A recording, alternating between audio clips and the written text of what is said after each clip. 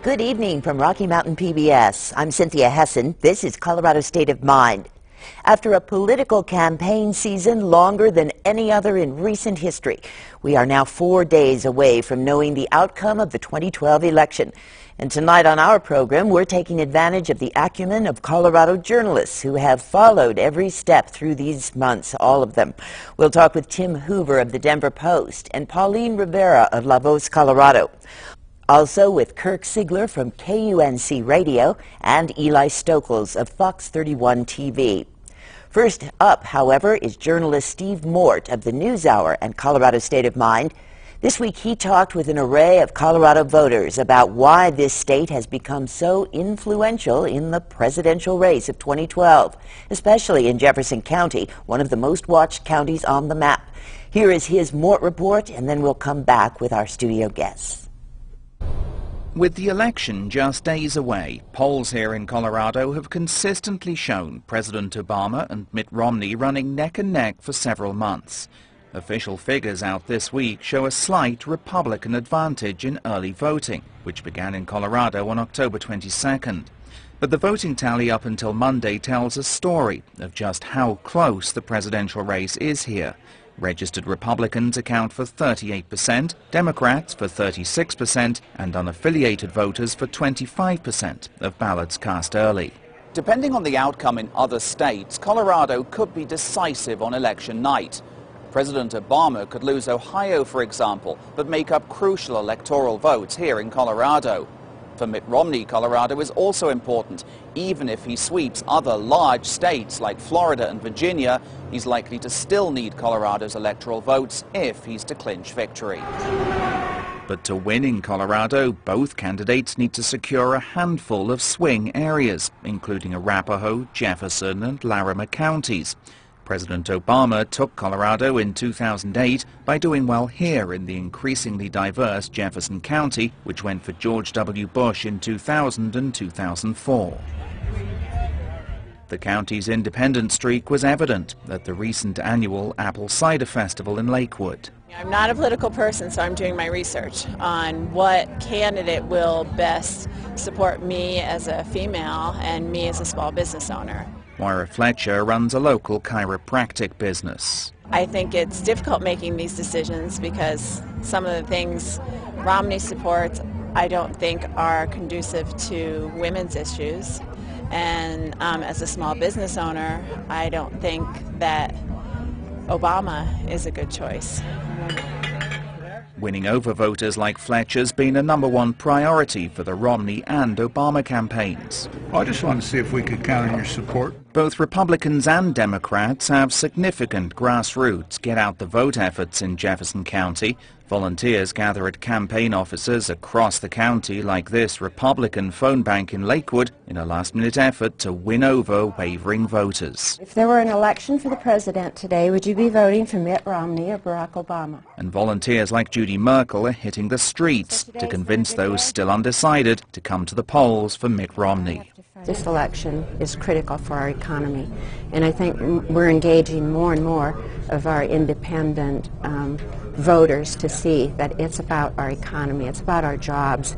We've been over-regulated. All right, we got you. The Democrats, too, were dispatching volunteers door-to-door in Jefferson County, armed with yard signs and leaflets, not only on behalf of President Obama, but also down-ticket candidates. The reason we get a lot of attention in the presidential race is mostly just because it's so big. It's 10% of the state of Colorado, and it's pretty evenly divided with Democrats, unaffiliateds, and Republicans. So that's really where it comes into the presidential campaign. But for the other campaigns, it's really important because Jefferson County holds the 2 most competitive state Senate districts in Colorado and 3 of the most competitive state House districts in Colorado. So really, the state and House legislative majorities are going to be made up in Jefferson County. Both Mitt Romney and President Obama have made repeat visits to Colorado over the last several months, and supporters of both men say Jefferson County's remaining undecided voters, especially women, hold the key to victory in Colorado. They always decide late. These voters are always the last ones to decide in any given election. I mean, in the Senate campaigns I've been involved in the governor's race I was involved in, they always are the last group of voters to decide. And of course, you can find unaffiliated and Republican women in every county in Colorado, but there's something about Jefferson and Arapahoe, the preponderance of those voters are in those two counties that swing back and forth. Everyone really does look at the issues, kind of look at the situation, and try to, evaluate who's best in, particularly in this election for the president. And I think the presidency is so critical. And I just think that people are really evaluating who they feel is going to do the best job for the safety of this country and for the future of this country. It is so important that we get out there. And with time fast running out to win over undecided voters who haven't yet cast their ballots, both campaigns will be in high gear this weekend through Election Day. I'm Steve Mort for Colorado State of Mind. So, a lot of furor of attention on Colorado and within Colorado, all of those volunteers and so forth. And I would say that for reporters, it has meant many more candidate appearances to cover over the past couple of days, or weeks, months. It's been reminiscent of 2008, maybe more. Maybe they fly around more than they did 4 years ago. But when you're a swing state, you're going to see that flurry of activity constantly. We've seen it all year long.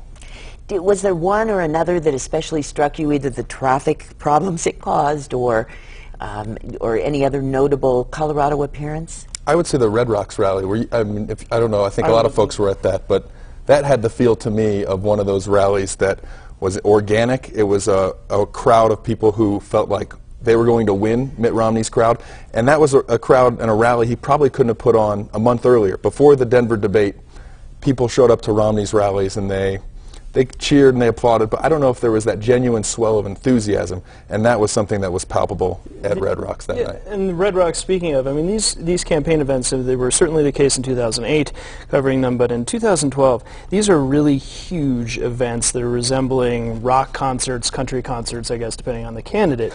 And these are very made-for-TV-looking events, and they're clearly catered to get coverage on the evening news, especially in, as we just heard, in crucial areas like Jeffco. That is a very interesting thing to realize how many times they have all been here. Tim, I know you haven't covered the appearances directly, but obviously you're keeping track of everything. Yeah, I've been lucky in getting to avoid a lot of the insane traffic, but what strikes me is just how often they come to the point where Coloradans are almost, inured to these appearances. It's like ho-hum, the president's 2 blocks over. Yeah, I'll tell people, well, this president's going to be in City Park today. And I'll say, oh, yeah, I better take a different route. And God, again, it's just like 3 times this week. And it's fascinating to me, and you wonder, at a certain point about when does the principle of diminishing returns kick in for some of these appearances, because they keep coming in, and folks are almost sort of like, oh yeah, Romney was at the Chipotle again, and you could wonder the same thing about the diminishing returns on all the ads too. Just, can you say overkill? Dated, yeah. And I think the other side of that as well is that some Coloradans, I think a lot of Coloradans, feel very special. They know the strategy involved in both candidates coming out here and why they, countless times they've been out here. In fact, about a month ago, we were granted an exclusive interview with President Obama, and we know what the strategy is. We know he's there to reach the Latino vote, and we took advantage of that situation to present that news to our market. And it is very special, but by the same token, it's you're right. They're down the street, and it's almost become normal in the campaign.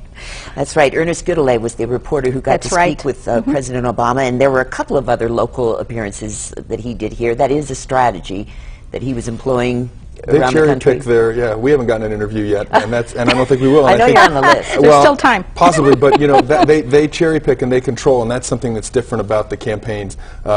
This day and age, they control as much as they can their message, their media, and where they open themselves up to interviews. They don't do it very often. They very rarely speak to the reporters who pay a lot of money to follow them on their own planes. They rarely do Q&As with any of them. They rarely take questions. So it's a very scripted campaign. I think that may be one reason why those debates played so large, because it was the one or the 3 times in this campaign where the spin had to stop, and you saw the 2 candidates side by side on sort of a level setting. Rather than talking to their own audiences, they were talking to maybe a larger swath of the country, people who hadn't paid attention. I think that was really interesting, and it's a sharp contrast to how they are when they're stumping around the country. I mean, they do go everywhere and to the same 10 states or so, and they say the same thing over and over again, and people do get sick of it. Just wanted to note that cherry picking backfired recently when Obama sat down with a local reporter. I think it was from Channel 9, and I guess very much to Obama's surprise, this reporter pretty much opened up on the president and kind of hammered him with some questions that a whole lot of people would have loved to have asked had they had the opportunity. But these weren't softball questions about the Broncos and you know, how about those Rockies type stuff. He really hammered him on Benghazi and several other issues, and you could really see the president was uncomfortable by it. And so, you know, it was a real win for, frankly, the press, who doesn't get to, you know, have that kind of access a lot of times. I was going to say, it's increasingly frustrating to cover these types of events, because we aren't, unless you're fortunate enough to get that interview, we're not given access. We're up there covering just a very scripted campaign rally. I think President Obama has now been here more than a dozen times. It's sort of like running out of things to cover, because you're also left with an audience that's largely partisan, whether it be for President Obama or Mitt Romney. Difficult to actually get, I don't want to say information or context out onto the air in specific, very short stories when you've only got a certain number of people to talk to, and the campaigns rarely even send out a surrogate or anyone else to respond to some things that were said in the speech. So again, I don't want to harp on the made-for-TV event, but it's become very difficult to find new angles as we've had more and more and more campaign events. And we were lucky. We got an interview with Mitt Romney right before the debates, and we got 5 minutes, and that's something that no other station got, so we were lucky in that regard. But you sit down and you're face-to-face with these candidates, and it's such a short amount of time. You're so limited in what you can ask and what you can press on. We chose to follow up and ask for specifics on a tax plan. We actually got a proposal he hadn't said before. But in following up on that, then there was another question that was on my list that I had to cross off. And so, you know, in terms of when they actually do open themselves up to unscripted moments, being pressed for specifics, it's a pretty rare occurrence. And I will say, I will add to that it is true you only get a limited amount of time. I think we got 10 minutes with, Ernest Goudelet got 10 minutes with the president, and we were able to ask some hard questions about immigration, gridlock in Congress, and that sort of thing. No Bronco questions or Rockies or anything like that, because we knew we had 10 minutes to do it. And he was very forthcoming, and the audio is on our website if anyone cares to go to that. So then, if we think beyond the presidential election, let's jump to a statewide, really the only statewide ballot issue that anyone's paying a lot of attention to, and that is Amendment 64, the marijuana legalization question. Tell us something about that, Pauline. Well, first of all, I think the existing law for medical marijuana in place is probably necessary for those folks that are chronic, you know, in chronic pain or cancer patients, that sort of thing, and that's why it became a law.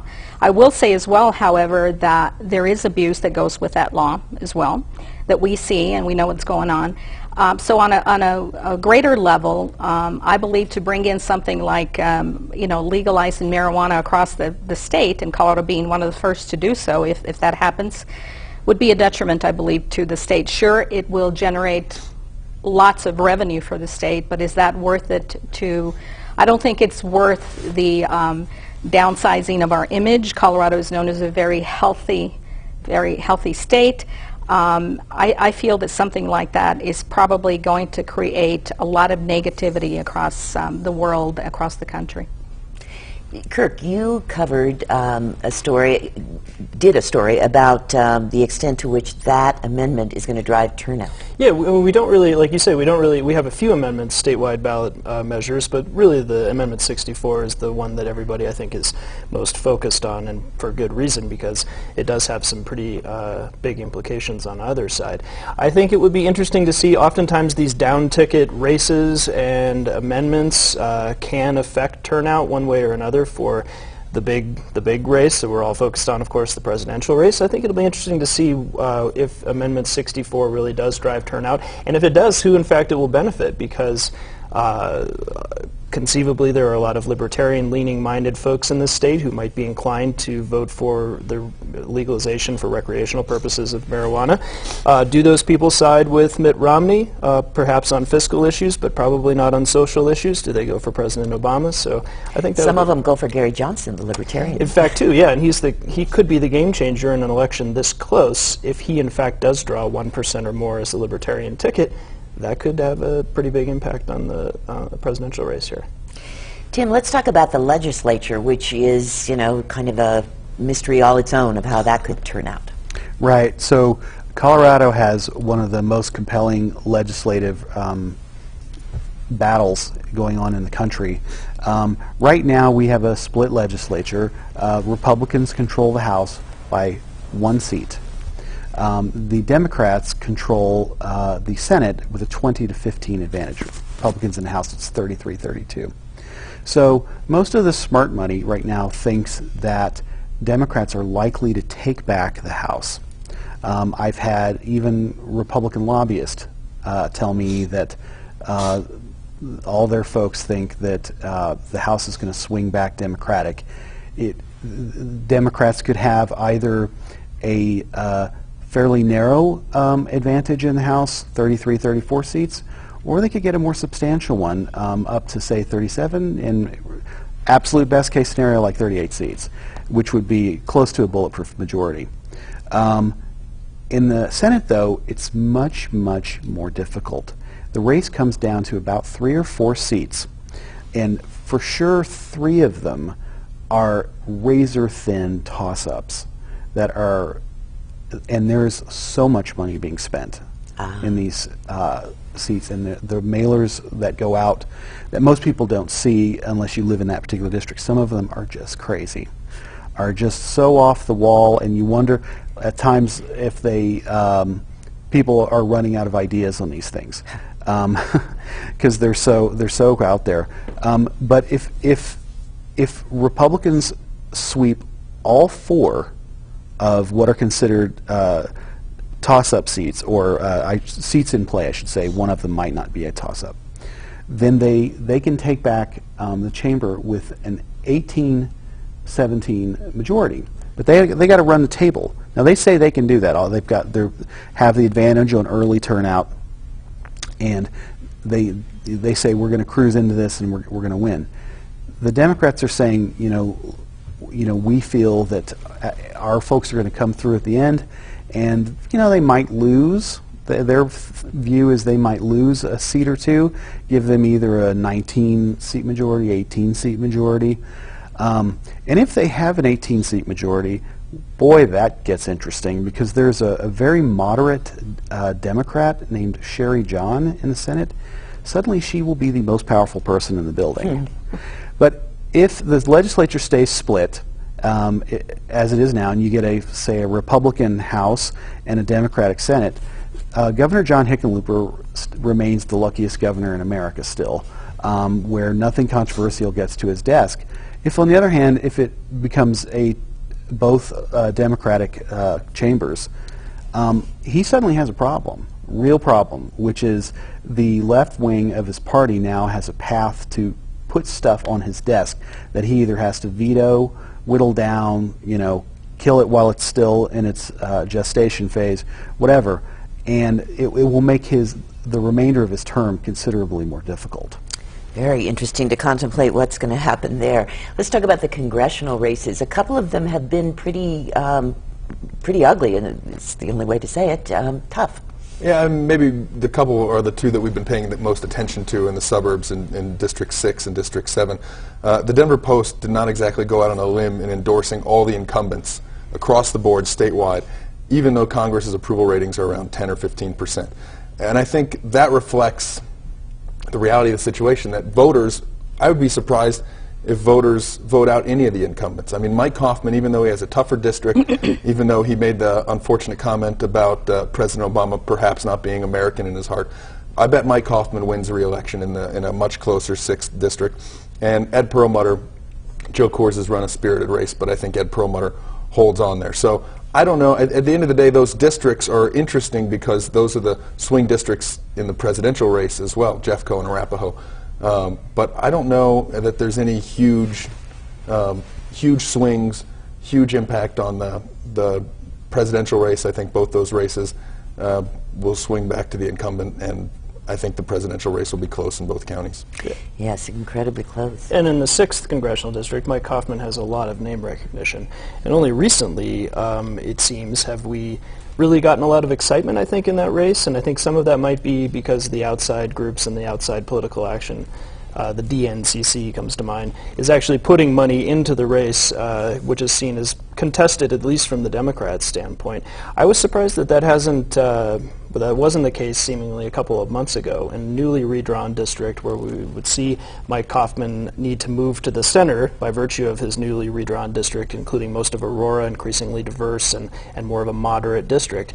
But that campaign, or that race, doesn't seem to have heated up to me anyway since the fall, at least. Pauline, it's true that the Hispanic vote has been under the microscope or getting a lot of scrutiny just as much as the state. And I know there have been several groups registering Hispanic voters. Are you hearing about access issues? Are people, do they know where to vote? Are they registered? I think that, that the groups are being very effective in getting that information out to voters. Some of the problems in some instances may be knowing that the issues are accessible in the language that's natural to them. That seems to play out as a problem, but these groups are getting the job done, I believe, and you know, getting the people that it affects out to the places that they need to go, whether they need to read the initiatives to them or they make them accessible in Spanish to them. But I think those groups are really working hard to try to get that, to make it fair across the board and get that vote out. Governor Hickenlooper said this week, I think, that he doesn't see why there wouldn't be the highest turnout in 50 years. Did you hear him say that? I didn't hear him say that, but you know, it's, I don't know, higher than 2008. Yeah, I don't you know. I don't know. I suppose he said he was saying that based on the importance of it. You know, all that's at stake. The one thing I will say is that in an election this close, and with the technology now that they have, that is amazing. That most people don't realize this, but they have just insanely expensive software that allows you to basically, you know, well, Eli Stokols hasn't voted yet, you know, and almost set up, you know, email reminders. Eli, you know, please remember to vote. It's crazy how they can just pinpoint everywhere that, and these likely voters, they talk about low propensity voters, mid propensity voters, high propensity voters, and who, well, we need more mid propensities in there. It's just the math. It's almost like what was that book with the baseball statistics? Moneyball. Moneyball. It's like Moneyball, you know, except it's politics ball. Well, there is a book about that now. Yeah. And you know, it's basically Moneyball for political campaigns. Mm-hmm. And that's what it comes down to. The micro-targeting is incredible. And I think there are more voters that have been registered over the last 4 years. Maybe 500,000 voters have been registered since 2008. So I don't know if you have more voters in total who are voting, but the Republicans are optimistic right now because they're ahead slightly in terms of the ballots that have been turned back. I would caution them on getting too excited for a couple of reasons. The president's campaign is focused on turning out those low-frequency voters, Latinos, getting them to vote in big numbers to sort of, you know, even out the fact that Obama looks like he's going to lose white voters by maybe 10% or more. But also, the Republicans like to compare the numbers to 2008, which was a wave election and a landslide for the president. We know this year is not going to be a landslide for anybody. Right. And the Democrats say, look at 2 years ago in 2006, Republicans had a 6-point lead at this point in terms of the ballots that were turned in, and they still lost that Senate race. So I think the Democrats have a very quiet confidence in their ability to not only do micro-targeting and track ballots and get them in. But their turnout operation, they've been in the state for 4 years. Republicans have played catch-up. They've done a great job as well. But the Democrats have a machine that they are very confident. I don't know, though. I think you can kind of see a sense of urgency from the Obama campaign in particular. I mean, here in Denver, if you walk around some of the neighborhoods after work, the places are crawling with Obama campaign volunteers and clipboards going to, like you say, micro-targeting certain doors because they know that that person hasn't voted yet. They probably voted in 08. They probably have an inclination of who they voted for. They are out on the ground. And I think there is a sense of urgency because of the reports coming in that both parties clearly know that more Republicans have voted early so far, and we do know that Coloradans tend to vote early in massive numbers as well.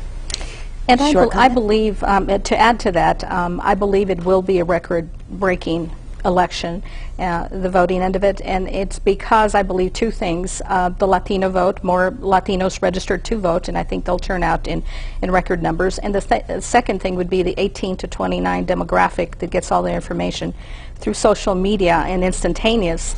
That's the high percentage, I think, that will go to the polls in record numbers. So, luckily, even with all of the scientific and computerized parsing, we will not know the outcome for another few days.